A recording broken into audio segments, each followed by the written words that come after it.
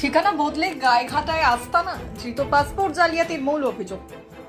দিন দুয়েক আগে আস্তানা বদলে লাভ হলো না। কলকাতা পুলিশের হাতে গ্রেপ্তার পাসপোর্ট জালিয়াতি কাণ্ডের অন্যতম মূল অভিযুক্ত মনোজ গুপ্তা। ঠাকুরপুকুর থানা এলাকার বাসিন্দা হলেও দুদিন আগে উত্তর চব্বিশ পরগনার গাইঘাটা এলাকার এক ভাড়া বাড়িতে থাকতে শুরু করেন তিনি। শনিবার মধ্যরাতে সেই বাড়ি থেকেই তাকে গ্রেপ্তার করে পুলিশ। জাল পাসপোর্ট মামলার তদন্তে ইতিমধ্যেই একাধিক অভিযুক্তকে গ্রেপ্তার করেছে লালবাজার পুলিশের। সন্দেহ, ভুয়ো নথিপত্রের মাধ্যমে জাল পাসপোর্ট বানিয়ে দিচ্ছে একটি চক্র।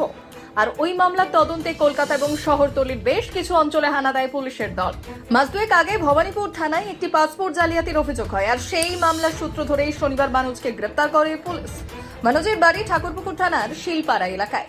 পাসপোর্ট জালিয়াতি কাণ্ডে তদন্তে উঠে আসে তার নাম, তবে তার নাগাল পাচ্ছিল না পুলিশ। মনোজের সন্ধানে বিভিন্ন জায়গায় হানাও দেন তদন্তকারীরা। অবশেষে তাকে পাকড়াও করেন তারা।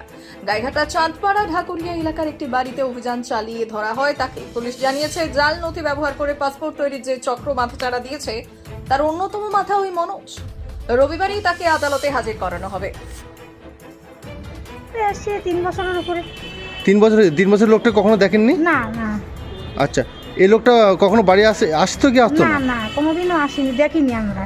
কখনো দেখেননি? আর এ তো এসছে সবে কদিন, এই 4-5 মাস মতো হয়েছে এসছে।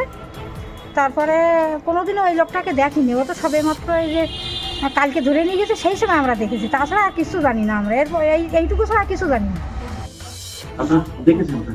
আমি দেখিনি। যখন নিজের রাত্রিতে তখন তো আমি শুয়েছিলাম, আমার ডাকলি বলতে এই ঘরে কি আছে, একটু গেটটা খুলুন। তো আমি আসি বাইরে, যখন আমার দেখি বলতে আপনারা বেরোতে হবে, এই বলে আমার আর ডাকিনি। কে বলছেন?